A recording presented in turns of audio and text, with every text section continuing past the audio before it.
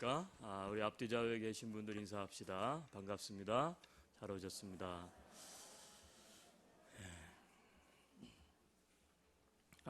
말씀을 시작하면서 우리 성도 여러분들에게 한 가지 묻고 싶은 것이 있습니다. 여러분에게는 어떤 꿈이 있나요?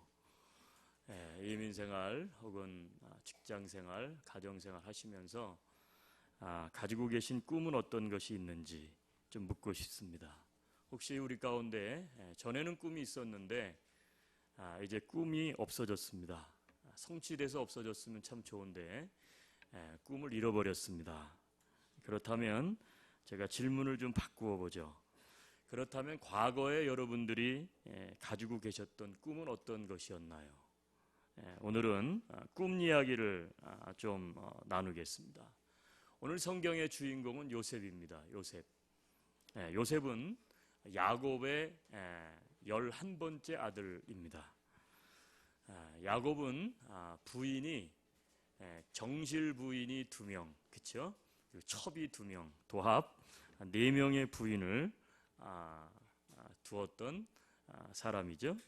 4명의 부인들 중에 가장 사랑했던, 야곱이 사랑했던 부인이 누구죠? 창세기 읽어보면 라헬입니다. 우리 그래서 영어 이름 가운데 레이첼 많이 두죠. 레이첼이라는 이름, 라헬. 그런데 바로 그 사랑했던 라헬로부터 얻은 첫 번째 아들이 바로 요셉이죠.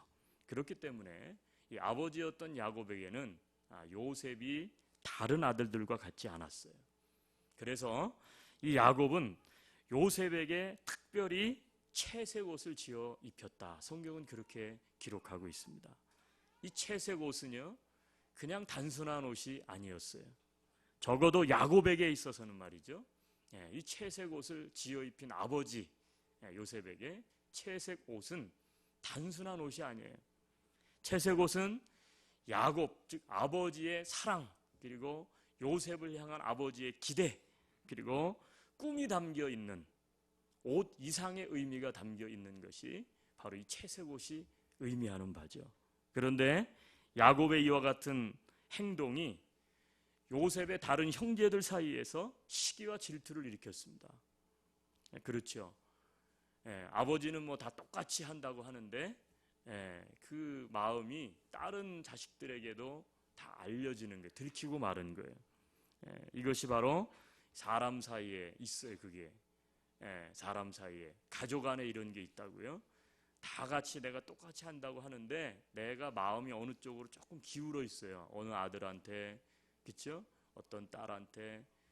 근데 이게 모를 것 같지만 다 느껴요. 이것을 이제 가정 심리학에서 뭐라고 얘기하느냐면 이것을 패밀리 다이나믹 파워라 이렇게 이야기해요.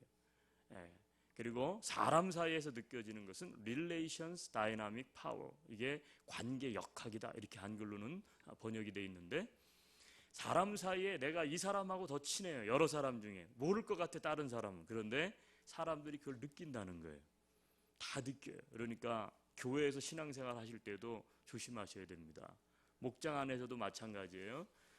나는 다 두루두루 이렇게 하는데 내가 조금 더 관심이 가져지고, 그렇죠? 내가 누군가에게 좀 더 잘해주고 싶은 사람들이 있어요. 그렇죠? 근데 그거를 다른 사람들이 모를 것 같죠? 모를 것 같은데 다 알아요. 모를 것 같은데 다 압니다. 그거를. 특별히 앞에 서 있는 사람들이 이 관계의 역학을 잘 이해를 못하시면 어떻게 돼요? 편이 갈라져요.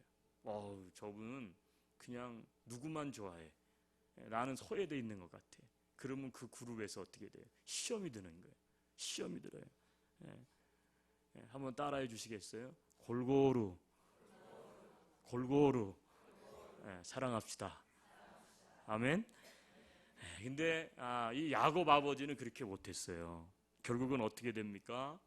다른 형제들이, 요셉의 형제들이 시기와 질투를 느꼈는데 이게 결국은 사건으로 일이 터지고 만 거예요. 이 죽이고 싶은 거예요, 요셉을. 아버지가 너무 지나칠 정도로 편애를 하니까. 그래서 어느 날 우리가 잘 알고 있는 것처럼 요셉이 형들을 안부를 물으러 오는데 이 형들이 이 요셉을 죽이기로 작당을 합니다. 그래서 어떻게 합니까? 깊은 구덩이에 던져버려요. 예. 그러다가 마침 그때에 이제 그곳을 지나가는 상인들, 미디안 상인들을 만나요. 그래서 이 상인들에게 이 요셉을 노예로 팔아버리죠. 그리고는 그 일을 이제 수습을 해야 되는데, 어떻게 아버지가 네 동생 어디 갔냐 이렇게 물을 거니까 이 수습을 어떻게 할까. 그래서 요셉이 입고 있던 채색 옷을 찢습니다. 그리고는 수렴소를 잡아서 그 피를 옷에다 묻히는 거예요. 그리고는 아버지에게 갖다가 보여주면서 하는 얘기가, 당신이 사랑하는 아들이 이게 들짐승에게 해코지를 당한 것 같습니다. 그러니까 아버지가 딱 보니까 이 옷을 딱 보니까 자기가 지어 입힌 옷이니까 그걸 보고 통곡하는 거예요. 오늘 성경 본문은 바로 33, 34, 35절 야곱이 통곡하는 장면을 말해주고 있는 본문이에요. 그러면서 그 형제들이 하는 얘기가, 그 옷이 찢겨졌습니다. 여기 피가 있지 않습니까? 그래서 어떻게 돼요? 결국은 거짓말로 위장을 하게 되죠. 여러분, 이 찢겨진 옷, 제가 설교 제목도 그렇게 잡았는데, 이 찢겨진 옷 안에는요 굉장한 심볼리즘이 담겨져 있어요. 상징이 있다는 거예요. 이 찢겨진 옷은요, 이 채색 옷은 어떤 의미가 있느냐면 꿈을 상징합니다. 꿈. 그리고 소망을 상징하는 거예요. 여러분, 찢겨진 옷은 적어도 두 사람의 꿈의 좌절을 말하고 있어요.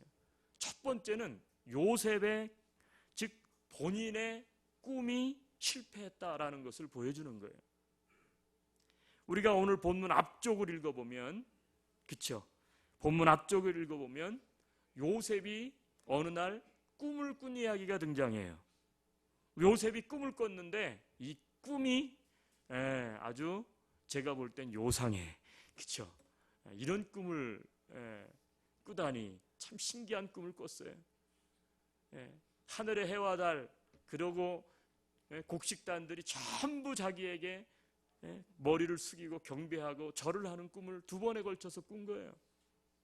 근데 이 꿈을 꾼 요셉이 굉장히 어렸고 철이 없었는지 그것을 자기 아버지한테만 가서 귓속말로 좀 이렇게 얘기했으면 좋았는데, 자기 형제들 보는 앞에서 다 얘기한 거예요. 그러니까 형제들이 그 꿈을, 그 이야기를 듣고 화가 났어요. 그러면 여기에 있는 모든 형제들이 다 너에게 절을 한다더냐? 그러면서 더 화가 난 거죠. 막 더 화가 난 거예요. 네. 여러분, 한마디로 말하면 자기를 굉장히 높이는, 자기가 높아지는, 그렇죠? 그런 꿈이었어요. 그런데 노예로 팔려가게 되면서 그 꿈은 실현 가능성이 없어져 버립니다. 그러니까 이 찢겨진 옷이 상징하는 첫 번째 것은 요셉의 꺾여진 꿈, 요셉의 실패한 꿈, 좌절하고 절망한 꿈을 이야기하고 있는 거예요. 둘째는 무엇입니까? 아버지 야곱의 꿈의 실패를 보여주고 있어요. 여러분, 당시의 채색 옷은요 귀족들, 아주 본세 있는 사람들만 입었던 옷이라 그래요. 근데 야곱은 왜 그 옷을 요셉에게 입혔을까요? 부모의 마음이 거기 들어가 있는 거 아니겠어요? 부모의 마음. 이 아들이, 이 요셉이 이 채색 옷처럼 귀한 사람이 좀 되었으면 좋겠다. 그렇죠? 그게 아버지 야곱의 마음이었어요. 그러니까 이 채색 옷을 지어 입힌 거예요. 그런데 형들에 의해서 이 채색 옷이 찢겨지고 애굽의 노예로 팔려가면서 결국은 요셉 본인의 꿈도 실패하고, 그리고 요셉을 향한 아버지 야곱의 꿈은 철저하게 파괴되고 실패하게 됩니다. 자, 그래서 이 아버지 야곱의 좌절감을 잘 보여주고 있는 말씀이 오늘 본문의 34절과 35절에 있는 말씀이에요. 자, 34절과 35절을 다시 한번 봅시다. 자, 말씀. 찢겨지고 피 묻은 옷을 요셉의 형제들이 가져왔어요. 아버지에게 보여주니까 아버지가 뭐라 그래요? 그거를 보더니, 야, 이게 내 아들의 옷인데. 그러면서 34절 자기 옷을 어떻게 했어요? 찢었다 그랬어요. 자기 옷. 아들의 옷이 찢겨진 것처럼 내 꿈도, 이 아들을 향한 나의 소망도, 내 꿈도 다 찢겨졌다. 어떻게 보면 그런 상징성이 있는 거죠. 자기도 옷을 찢습니다. 그리고 어떻게 합니까? 굵은 배로 허리를 묶고. 여러분, 구약의 성경을 읽어보면 자기 옷을 찢고 굵은 배로 허리를 묶고 뭐 이런 거 나오죠. 이럴 때는 두 가지 경우예요. 하나는 회개할 때, 그렇죠? 회개할 때 큰 잘못이 있어서 회개할 때 어떻게 돼요? 굵은 배의 옷을 입고 허리띠를 묶고 자기 옷을 찢어가면서 하나님 앞에 내가 정말 죄인입니다, 용서해 주세요, 이렇게 기도하는 경우가 있고요. 두 번째 경우는 바로 오늘 이와 같은 경우예요. 이와 같은 경우. 한마디로 말하면 죽은 사람을 애도할 때. 여러분, 이게 비슷하죠. 우리나라도 이제 상을 당하면 상주들이 무슨 옷을 입어요? 배옷을 입는단 말이에요. 배옷을 입어요. 비슷해요, 이런 부분은. 그러니까 죽은 사람을 애도할 때 취하는 행동 중에 하나예요. 이게 뭘 의미합니까? 이제 모든 것이 다 끝났다는 거예요. 내가 이 아들 요셉을 향해서 가지고 있던 기대와 꿈이 있었는데 이게 모든 것이 이제 다 끝났다. 이것을 보여주는 거죠. 그 다음에 오래도록 그의 아들을 위하여 애통하니 그랬어요. 여기서 야곱의 정말로 그 상실감, 절망을 보여주는 단어가 뭡니까? 오래도록이라는 단어죠. 오래도록. 오랫동안. 그리고 35절 넘어가면 그의 모든 자녀가 위로하되 그가 그 위로를 받지 아니하여 이르되 내가 슬퍼하며 스올로 내려가 아들에게로 가리라. 뭐 아들이 없는 게 아니잖아요. 또 요셉은 장자도 아니고요, 11번째 아들이에요. 많은 자녀들 가운데 자녀들이 위로를 하는 거예요. 이 자녀들이 나쁜 놈들이죠.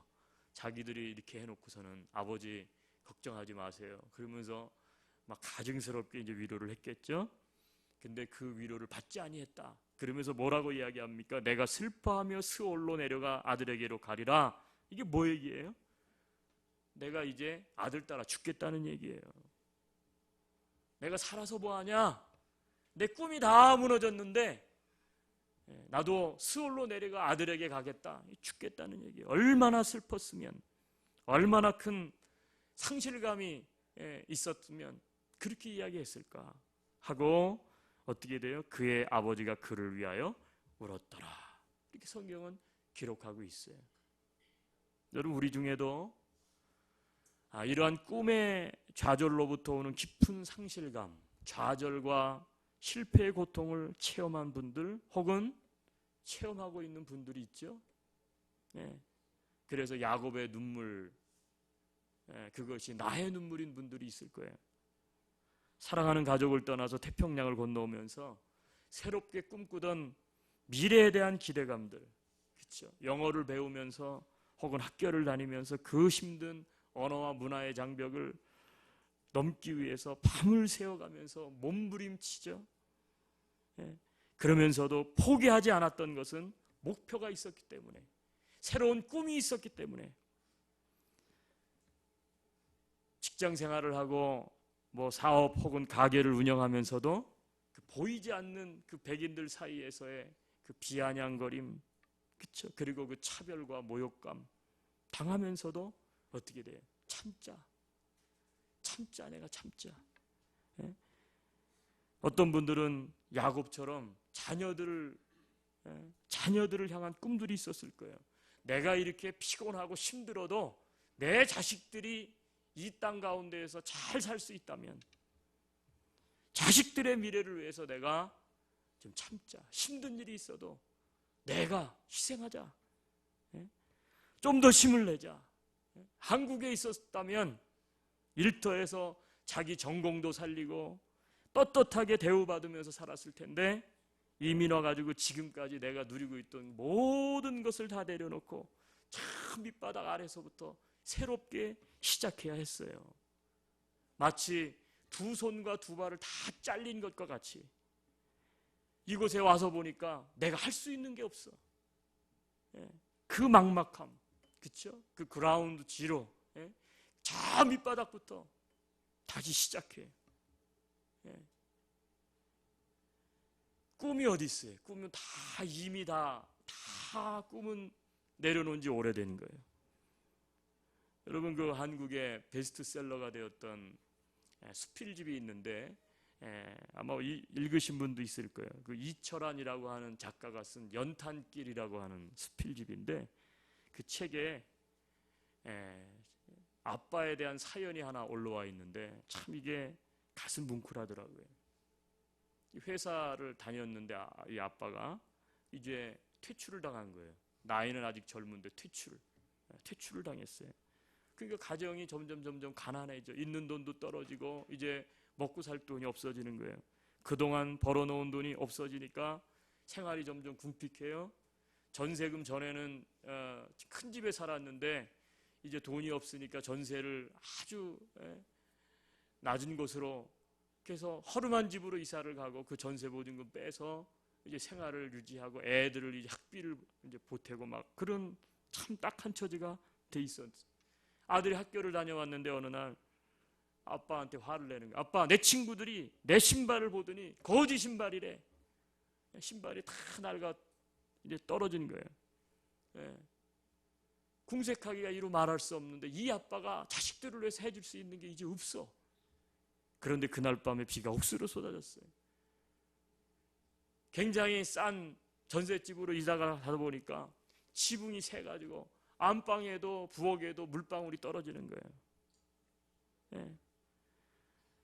이 아빠가 잠깐 내가 나갔다 온다 그러고 이 아빠가 밖에 나갔는데 밤이 1시가 돼도 아빠가 돌아오질 않아요. 그래서 가족들이 잠을 못 자고 기다리다가 이거 무슨 일 당했나? 그래가지고 아빠를 찾아 나선 거예요.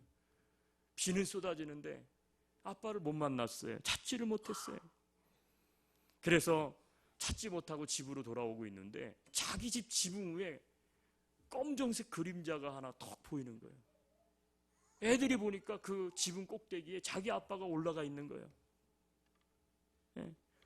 이 아빠가 우산을 받쳐들고 그 새는 지붕 꼭대기 위에 올라가서 앉아 있는 거예요. 그러니까 애들이 놀래가지고 아빠를 딱 부르려고 그러니까 엄마가 딱 말렸어요. 그러면서 하는 얘기가, 얘들아 부르지 마라.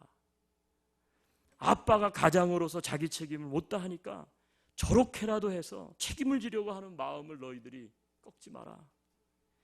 아빠의 보람을 망가뜨리지 마라. 아빠는 우리 가정에 우산 노릇을 하려고 하고 있는 거다. 예. 여러분, 제가 이게 한국적인 상황이지만 뭐 저도 여기에 나이 들어 이민을 왔고 여러분들도 나이 들어 이민 온 분들이 대다수잖아요. 뭐 목사님 왜 남자들만 그렇게 생각하세요? 여자들도 마찬가지예요. 그렇지만 사실은 뭐 여자분들보다 한국 패밀리는 남자들이 사실은 직업 전선에 나가 있잖아요. 이게 한국적 상황이 아니라 제가 봤을 땐 이게 캐나다 상황 아닙니까? 북미 상황. 남편분들이 책임은 져야 되는데 와서 보니까 내가 할 수 있는 일 없고 넘어야 될 거 너무너무 많고, 그래도 꿈을 가지고 왔는데 자식들은 자라나고 이 자식들을 위해서 내가 어떻게 해야 돼요? 뭔가를 해야죠. 근데 내 전공 살릴 수도 없고, 그러니까 어떻게 돼요? 두 손 두 발 다 잘린 듯한 그 막막함. 그런데도 불구하고 어떻게 가정을 위해서 저 밑바닥부터 일을 시작을 하고. 여러분, 어쩌면 우리는 이러한 꿈의 좌절로부터 상실감을 다 경험하고 있다고 생각해요. 특히 이민하고 있는 분들은 한국에서 볼 때는 야, 저 사람들 그냥 이민 갔네, 좋겠다, 그렇게 쳐다볼지 모르겠지만 여기 와서 정작 사는 사람들은 누구나가 다 이러한 상실감과 고통과 아픔을 가지고 살아가는 거죠. 여러분, 그런데 꼭 기억할 수 있기를 바랍니다. 요셉도 야곱도 그의 형제들도 모든 사람들이 이제는 채색옷의 꿈은 끝났어. 그렇죠? 그렇게 낙심하고 좌절을 했지만 여러분 요셉을 향한 하나님의 꿈은 좌절되지 않았다는 거예요. 예. 요셉의 꿈은 좌절되지 않았어요. 아버지의 꿈도 좌절되고 요셉 자기의 꿈도 옷이 찢겨지면서 노예로 끌려가고 이제 그 인생이 완전히 꿈속에서 한마디로 말하면 좌절 속에 빠져들었지만, 그런데 하나님은 여전히 요셉의 인생을 붙들고 계셨다는 거예요. 더 심오한 방법으로 요셉의 꿈은 성취가 돼요. 예. 그래서 오늘 본문 우리가 36절을 읽지는 않았지만, 자, 성경을 한번 펴봅시다. 자, 너무너무나 대조적이에요. 야곱이 통곡하면서 울어요. 상실감과 절망감에 부르짖어요. 내가 내 아들을 따라가겠다. 나도 죽겠다. 근데 36절은 이렇게 기록되고 있습니다. 같이 한번 읽읍시다. 시작. 그 미디안 사람들은 그를 애굽의 바로의 신하 친위대장 보디발에게 팔았더라. 여러분, 우리가 잘 알고 있는 것처럼 요셉의 스토리는 보디발 왕의 경호실장 집에 노예로 요셉이 팔리게 되죠. 그런데 그것이 바로 뭐예요? 요셉의 계획에는 없었는데, 야곱의 계획에는 없었는데 하나님의 계획에 있던 시나리오를. 그래서 결국은 어떻게 돼요? 그 집에 있다가 우리가 잘 알고 있는 것처럼 그 집 아내가 요셉을 보고 하룻밤을 같이 자자 뿌리쳤어요. 그랬더니 모함을 해가지고 이 바로 이 시위대장 집에 있는 감옥에 죄수로 갇히고 말죠. 근데 그곳에서 우리가 잘 알고 있는 것처럼 술 맡은 관원장을 만나게 됩니다. 그리고 나중에 왕이 꿈을 꾸었고 그 꿈을 해석할 수 없었을 때에 이 술 맡은 관원장의 추천에 의해서 우리가 잘 알고 있는 것처럼 이 요셉은 바로 왕 앞에 서게 되죠. 바로 왕이 요셉을 딱 보는 순간 굉장히 지혜가 총명한 거예요. 왕이 꾼 꿈을 너무너무 시원하게 잘 푸는 거예요. 그러니까 바로가 야, 네가 좀 나를 좀 도와줘야 되겠다. 그래서 결국은 여차저차해서 나중에 애굽의 총리까지 올라가는, 그렇죠? 그리고 나중에는 이 야곱의 모든 아들들이 기근에 처해서 먹고 살 게 없어서 다 죽어갈 때에 결국은 애굽으로 그들을 초청해서 어떻게 됩니까? 바로 이 가문을 살려내는 역할을 요셉이 감당하게 되죠. 사랑하는 성도 여러분, 우리도 그럴 수 있어요. 나의 계획, 나의 소망, 나의 꿈, 이제 그거는 중요하지 않아요. 그렇죠? 이미 오래전에 이민 오면서 그리고 이민 와서 살면서 다 내려놨어요. 여러분, 내가 계획을 어떤 것을 했어요. 근데 그 계획도 다 무너졌어요. 여러분, 그럼에도 불구하고 여러분 결코 절망하지 마십시오. 왜냐하면 하나님의 계획은요, 내 눈에 보이지 않을 수 있어요. 지금 나는 다 끝났다고 생각할 수 있는데 하나님의 계획과 하나님의 뜻은 내가 알 수 없지만 지금 진행되고 있을 수 있어요. 왜? 하나님은, 우리가 믿는 하나님, 내가 믿는 나의 하나님은 죽은 하나님이 아니라 살아계신 하나님이기 때문에 그래요. 하나님이 살아계시기 때문에 여러분, 하나님 앞에 엎드리고 하나님 앞에 인생을 드리고 하나님 앞에 뜻을 묻는 당신의 자녀들의 인생을 하나님은 결코 놓지 않는 거예요. 포기하지 않는 거예요. 하나님이 나의 인생을 붙들고 있는 한 여러분 결코 망하지 않습니다. 채색옷이 찢겨지고 난 후에 야곱은 요셉의 일로 그 어떤 위로받기를 거절했어요. 그 인생이 이제 꿈이 다 무너진 거예요. 요셉을 향한 꿈도 다 무너졌어요. 근데 몇 년 동안 그렇게 야곱이 지냈느냐? 성경 사건을 계산해 보니까 22년 동안 그렇게 살았어요. 창세기 44장으로 가보면 나중에 이제 요셉의 형제들이 그 요셉이 꾀를 내어가지고, 그쵸? 이제 베냐민 자기에게 있어서 핏줄 유일한 자기의 동생 베냐민, 그 베냐민을 보고 싶고 아버지 야곱을 보고 싶어서, 그쵸? 그 곡식을 바꾸러 온 형제들의 그 자루 안에다가, 그쵸? 거기다가 이제 베냐민 자루 안에다가 은잔을 집어넣어 놓고 여차저차 뭐 다 하시니까, 그렇게 하는 과정 가운데 결국은 은잔을 베냐민 자루에서 찾아내니까 베냐민은 못 데려간다. 그러면서 하는 얘기가 놔두고 가라. 그러죠? 나중에 그 얘기를 가서 아버지에게 하니까 아버지가 뭐라 그러냐면, 이 나쁜 놈들, 그러면서 하는 얘기가, 내가 지금까지 요셉을 잊지 못하고 있다.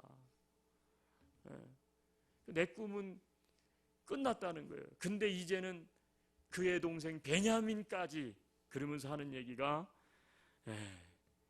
그 아들들이 아버지를 위로하려고 하니까, 내가 22년 동안을 요셉의 일로 위로받기를 거절하고 살았는데 이제 나에게 더 큰 아픔을 너희들이 안겨다 주느냐?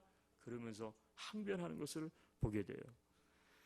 여러분, 시편 77편 2절에 보면 이런 말씀이 있어요. 나의 환난 날에 내가 주를 찾으며 밤에는 내 손을 들고 거두지 아니하였나니 내 영혼이 위로받기를 거절하였도다.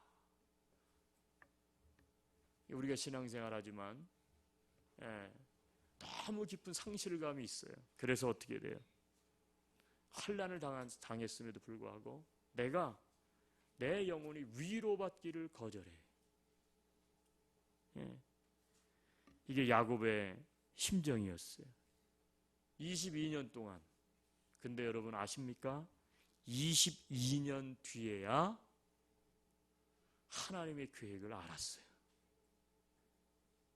22년 뒤에 죽은 줄 알았던 요셉을 상봉한 이 야곱 아버지가, 이야, 모든 꿈이 끝난 줄 알았는데 이게 다 하나님의 계획 속에 있었구나. 우리를 살리려고 하나님께서 이렇게 행하셨구나. 여러분, 마찬가지입니다. 지금 잘 모를 수 있어요. 지금 내가 당하고 있는 일이, 내가 지금 실패한 그 실패가, 그쵸? 내가 계획에 없던 것이기 때문에 지금 아프고 지금 괴롭고 지금 낙담이 될 수 있어요. 여러분, 그런데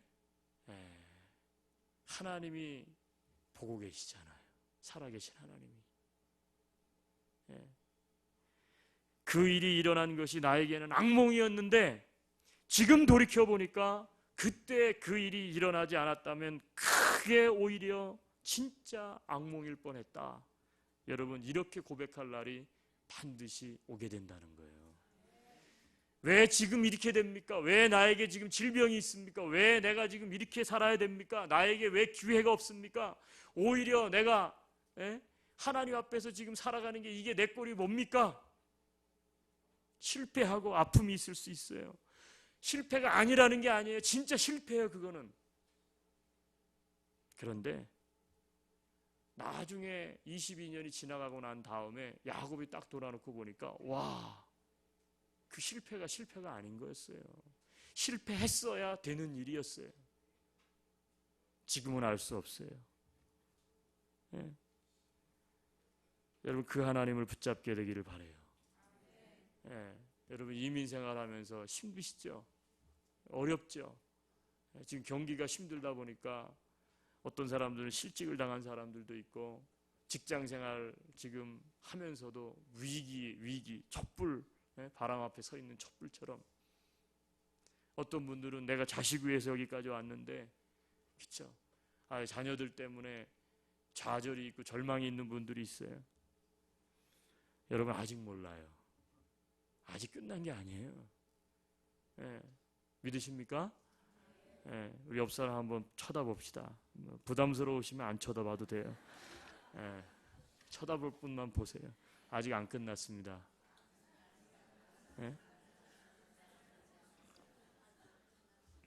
아직 안 끝났어요. 제가 최근에 이렇게 보면서 좀 안타까운 건 뭐냐면 여기 알버타 경기가 막 어렵다 그러니까 실제로 많이 어렵잖아요. 사람들이 마음이 다 떴어요. 그래가 전부 이제 지금 이제 환율 때문에 밴쿠버 쪽은 경기가 살아나고 막 그러니까 뭐 밴쿠버로 가고 막 그래요. 제가 예언 하나 할게요. 실수하는 겁니다. 2, 3년 후가 되면 다시 또 반대가 돼요. 우리 알버타 역사가 이게 처음이 있는 일이 아니에요. 오일 시학이 온 게 이게 처음이 아니에요. 그죠? 이게 이제 계속 반복되는 일이에요. 반복되는 일. 계속 반복되는 일이에요. 여러분 반복되는 일이에요. 여러분 지혜롭게 잘 생각을 하세요. 여러분 모든 게 다 그래요. 낮아질 때까지 다 낮아지고 나면 더 이상 내려갈 게 없어요. 그죠? 그럼 뭐만 남아요? 이제 올라갈 일만 남는 거예요. 아멘. 주유소 하시는 분들 많이 힘드신데 이제 뭐 60 몇 점까지 떨어졌으니까 이제 올라갈 것만 남았어요. 아멘 안 하시네. 좀 참고 기다리다 보면 다 우리가 실패하고 어려운 것이 다 보약이 되고, 그렇죠? 우리 삶에 유익한 일이 될 줄로 믿습니다. 여러분 예수님의 옷도 로마 군병들에 의해서 찢겨짐을 당했다는 사실을 기억하세요? 그렇죠? 예수님이 잡히셨어요. 로마 군인들이 야 네가 이 세상을 구원할 하나님의 아들이라고? 네가 메시아야? 네가 유대인들을 구원할 메시아야? 왕이야?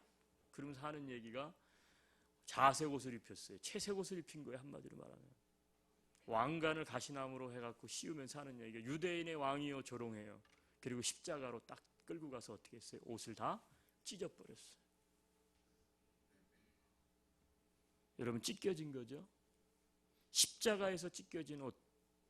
여러분 그분의 생애는 그렇게 찢겨진 채로 실패로 끝나지 않았어요. 심지어 제자들도 실망해서 그 실패의 십자가 현장을 다 떠나갔습니다. 우리가 왕으로 믿고 있었던 메시아 예수 그리스도의 그 처참한 죽음 앞에 찢겨진 그 옷 앞에서 예수님의 제자들도 예수님을 버리고 다 도망가 버리고 말았어요. 그런데 하나님은 예수님의 옷과 몸이 찢겨짐을 당하는 것에서 끝나지 않도록 하셨어요. 오히려 수치와 조롱의 그 실패처럼 보이는 그 일을 통해서 온 인류의 죄를 구원하는 대속의 일을 이루셨던 거예요. 여러분 오늘 나에게 일어난 일들을 찢겨지고 상처난 나의 인생 가운데 상처들, 아픔, 상실들, 여러분 그것이 영원한 실패가 아닙니다. 영원한 아픔이 아니에요. 지금은 우리가 알 수 없어요. 그러나 분명한 사실은 뭐냐면 하나님을 향한 나의 계획 분명히 있다는 거예요. 예수님을 향한 하나님의 계획이 있었던 거예요. 찢겨졌는데, 그렇죠? 찢겨짐이 없었다면 예수 그리스도는 만왕의 왕이 되실 수 없었던 거예요. 오늘 내가 지금 찢겨짐을 당해 삶의 현장 가운데 아픔이 있고 고통이 있어요. 근데 찢겨져야 내 인생과 내 생애가 하나님 보실 때에 선하고 아름답게 하나님의 계획대로 되어져 가는 거예요. 지금 찢겨졌다고, 지금 아픔이 있다고 여러분 멀리를 좀 바라봤으면 좋겠어요. 멀리를. 2차 세계대전 당시에 유태인이라는 이유 때문에 수많은 유태인들이 아우슈비츠 감옥에서 우리가 잘 알고 있는 것처럼 목숨을 잃었습니다. 그렇죠? 600만 명. 어마어마한 숫자예요. 600만. 뭐 지금 에드몬턴이 지금 한 100만 된다 그러죠? 이제 인구가 들어서. 생각해 보세요. 600만 명이 학살을 당했습니다. 근데 그 수용소에서 살아남은 사람이 엘리 위젤이라고 하는 분이 있어요. 이분은 나중에 노벨 평화상까지 받는 그러한 분이 됐죠. 작가이기도 하고. 근데 이분이 그렇게 기록을 했어요. 많은 유태인들을 죽인 것은 가스실이나 독일군 교수대가 아니라 절망이었다. 그렇게 이야기합니다. 유대인들이 죽은 것은 가스실이나 독일군이나 교수대가 아니라 이제 다 끝났어. 더 이상 소망이 없어. 하고 하는 절망이 결국은 그들을 죽게 만들었다는 거예요. 여러분 2차 세계대전이 끝나고 수용소를 점령한 연합군이 그 아우슈비츠 감박 벽에 쓰여져 있는 손톱으로, 그것도 손톱으로 새겨놓은 글귀를 발견했다 그러죠. 근데 거기에 놀라운 글귀가 거기에 있었어요. 내용은 이것입니다. 지금은 비록 태양이 구름에 가려져서 그 따사로운 햇살을 느끼지 못하나 나는 믿네. 구름 너머에 있는 태양의 존재를. 지금은 비록 침묵하고 계셔서 그의 따뜻한 손길을 느끼지 못하나 나는 믿네. 하나님의 존재와 그 사랑을. 사랑하는 성도 여러분, 하나님이 지금 침묵하고 계신 것 같죠? 하나님 나를 향한 손길이 끊어진 것 같죠? 그럼에도 불구하고 그 아우슈비츠에서 죽어가던 그 사람들 가운데는 그럼에도 불구하고 I believe, 나는 믿는다. 하나님의 존재와 그 사랑을. 여러분, 그들의 믿음이 결국은요 2차 세계대전을 종식시킨 거예요. 유대인이라고 하는 사람들이 결국은 어떻게 돼요? 우리가 잘 알고 있는 것처럼 중동의 6.1 전쟁을 통해서 이스라엘이라는 나라가 건립되게 되는 보다 큰 역사를, 큰 역사를 가져오게 한 것인 줄로 믿습니다. 우리 한번 눈을 감읍시다. 같이 오늘 말씀 생각하면서 함께 기도했으면 좋겠어요. 제가 설교를 시작하면서 던졌던 질문 있습니다. 여러분에게는 어떤 꿈이 있나요? 꿈을 잃어버리셨나요? 과거에 여러분은 어떤 꿈들을 가고 계셨었나요? 여러분의 인생 가운데, 여러분의 가정 가운데 상실된, 정말로 실패한 꿈, 그래서 고통을 경험하고 있는 분들은 없습니까? 그렇다면 오늘 이 말씀을 붙들고 하나님 앞에 기도했으면 좋겠어요. 아직 내 꿈은 끝난 것이 아니다. 오늘 하나님은 말씀하세요. 야곱의 꿈이 끝나지 않았어요. 요셉의 꿈이 끝나지 않았었어요. 나중 22년이 지나고 나서 보니까 이 찢겨진 옷 때문에 오히려 정말로 하나님은 선한 것을 이루게 되었어요. 성도 여러분, 같이 한번 기도합시다.